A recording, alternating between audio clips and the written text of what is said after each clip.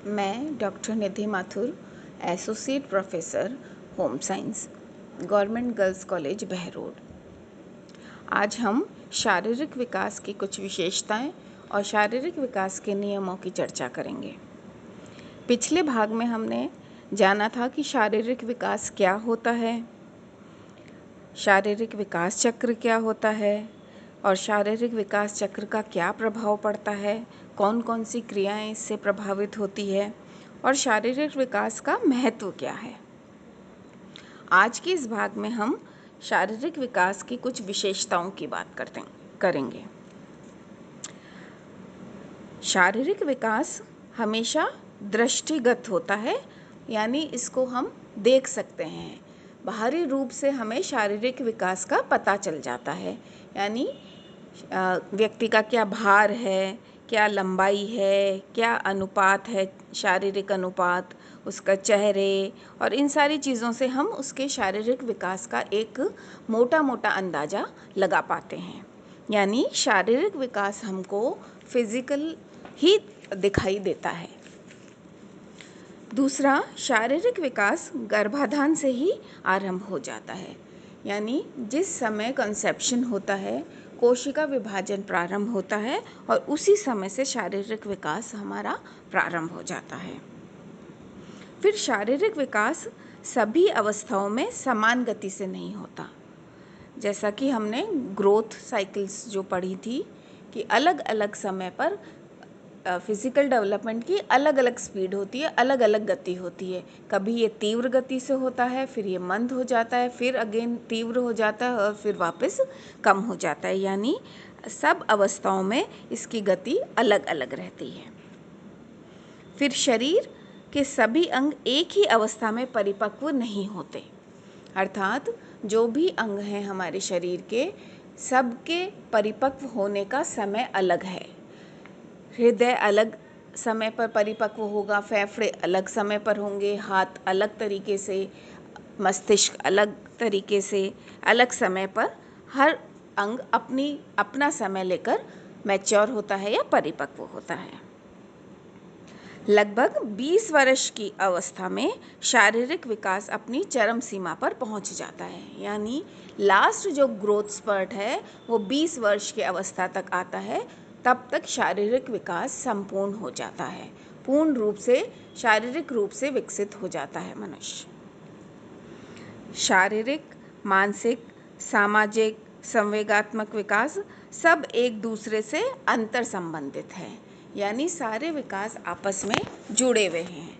जैसे शारीरिक विकास होगा उसके हिसाब से ही उसका मानसिक विकास होगा, उसी पे उसका संवेगात्मक विकास निर्भर करेगा और उसी से उसका सामाजिक विकास बेहतर होगा।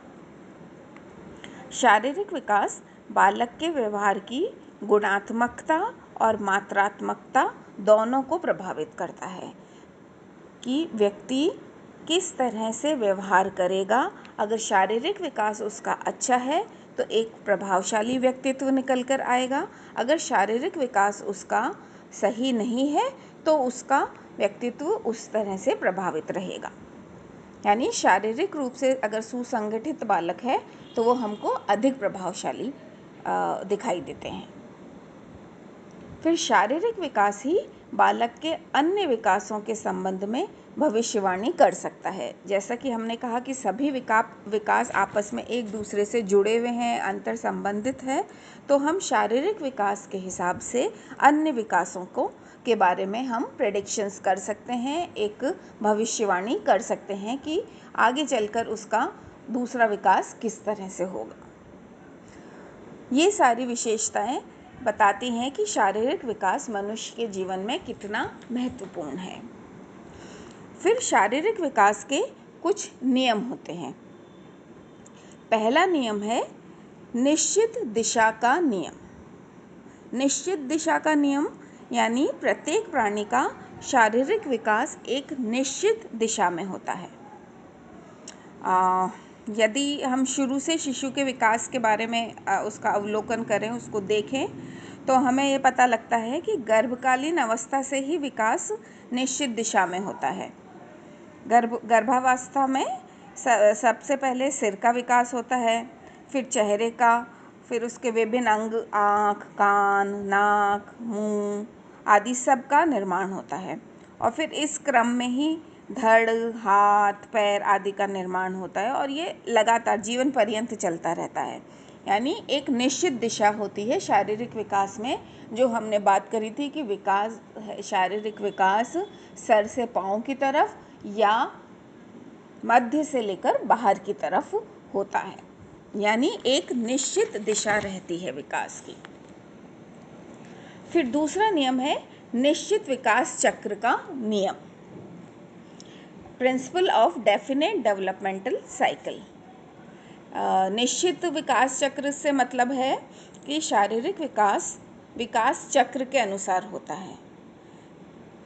जो हमने अलग अलग अवस्थाएं पढ़ी हैं, उस अवस्था के अनुसार ये शारीरिक विकास होता है। और इसी कारण शारीरिक विकास विभिन्न आयु स्तर, जैसे गर्भावस्था, शैशवावस्था, बाल्यावस्था, किशोरावस्था, प्रौढ़ावस्था और वृद्धावस्था में भिन्न भिन्न गति से चलता रहता है। कभी ये तेज हो जाता है, कभी कम हो जाता है, फिर तेज हो जाता है, फिर कम हो जाता है। और हर आगे आने वाली जो अवस्था है, जैसे बाल्यावस्था के बाद आई किशोरावस्था, किशोरावस्था के बाद आई प्रौढ़ावस्था, यानी आगे वाली अवस्था में जो भी शारीरिक परिवर्तन होते हैं वो पहले वाले परिवर्तनों से अधिक मैच्योर और रिफाइंड होते हैं, यानी अधिक परिपक्व और परिष्कृत होते हैं। और शारीरिक विकास चक्र के कारण ही जो हम बालक को क्रमानुसार कैसे बोलते हैं, जैसे शिशु बोलते हैं, फिर बालक बोलेंगे, फिर किशोर बोलेंगे, फिर प्रौढ़ बोलेंगे या वृद्ध बोलेंगे। वो किस हिसाब से बोलेंगे कि वो कौन सी अवस्था में है, कौन सी शारीरिक अवस्था में है। अगर इन्फेंसी में है तो उसको हम शिशु कहेंगे, फिर बालक कहेंगे, फिर किशोर कहेंगे, या प्रौढ़ कहेंगे, या वृद्ध कहेंगे। फिर है अगला नियम लयात्मक विकास का नियम। जो प्राणी का जो शारीरिक विकास क्रम है वो एक लय, उसमें एक लय पाई जाती है, एक रिदम होती है। जैसे कि हमने अभी तक बात करी कि शारीरिक विकास की 4 अवस्थाएं होती है। जैसे पहली अवस्था थी जन्म से 2 वर्ष तक की, जिस समय शारीरिक विकास की गति तीव्र होती है। दूसरी अवस्था जो 3 से 11 वर्ष की होती है, उसमें विकास थोड़ा मंद हो जाता है। और तीसरी अवस्था में पुनः जो 11 से 15 वर्ष की होती है, उसमें पुनः तीव्रता आ जाती है। और चौथी अवस्था में जो 16 से लगभग 18 वर्ष के करीब होती है, उसमें विकास की गति, शारीरिक विकास की गति पुनः थोड़ी मंद हो जाती है। अर्थात शारीरिक विकास में एक लय पाई जाती है, तीव्र फिर मंद, फिर तीव्र फिर मंद। अगला नियम है विभिन्नता का नियम। हालांकि विकास क्रम एक निश्चित प्रारूप है उसका, लेकिन फिर भी हम देखते हैं कि विकास क्रम में समानता नहीं पाई जाती। कोई भी हम स्त्री या पुरुष या बालक बालिका को देखें तो उनकी शारीरिक बनावट या विकास में समानता नहीं होती। और लिंग भेद के अलावा जो समान लिंग के भी अगर 2 व्यक्ति हैं, जैसे लड़का लड़का हुआ या लड़की लड़की, यानी कोई भी 2 व्यक्ति हो तो भी उनका शारीरिक विकास बिल्कुल समान नहीं होता। जैसे कोई मोटा होगा, कोई पतला होगा, कोई लंबा होगा, कुछ नाटा होगा, कोई गोरा होगा, कोई काला होगा। इस तरह से 2 व्यक्ति हमेशा अलग होंगे, यानी शारीरिक विकास में विभिन्नता ही पाई जाती है। 2 व्यक्ति एक जैसे नहीं मिलेंगे आपको। फिर है समानुपातों का नियम, यानी प्रपोर्शंस का नियम। शरीर के विकास क्रम में प्रत्येक अंग के विकास में एक निश्चित अनुपात होता है, एक रेशो होता है कि जीवन के वो जो कि विभिन्न अंगों का विकास उस अनुपात में होता है। जैसे जन्म के समय अगर आपने देखा भी हो तो शिशु का हमको धड़ के कंपैरेटिवली सर ज़्यादा दिखाई देता है, यानी सिर की लंबाई उसके समस्त लंबाई का करीब करीब 25% होती है, यानी 1:4 के अनुपात में होती है सर और बाकी का शरीर। इसी तरह से किशोरावस्था में पहुंचकर यह 1:8 का 1/8 का अनुपात हो जाता है। इसी प्रकार अन्य अंगों का भी विकास का अनुपात का कुछ न कुछ ढंग रहता है, यानी हर अंग का एक अनुपात रहता है।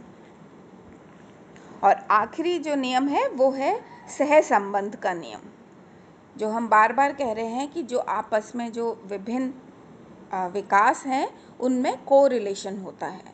शारीरिक विकास में सहसंबंध का नियम पाया जाता है, यानी कि शारीरिक विकास के जो अन्य क्षेत्र हैं जैसे मानसिक या सामाजिक या क्रियात्मक, संवेगात्मक, संघात्मक, सभी प्रकार से घनिष्ठ संबंध होता है शारीरिक विकास का। जो हम कहते हैं ना कि स्वस्थ शरीर में ही स्वस्थ मस्तिष्क रहता है, तो यदि व्यक्ति शारीरिक रूप से स्वस्थ होगा तो स्वतः ही उसका मानसिक स्वास्थ्य अच्छा होगा।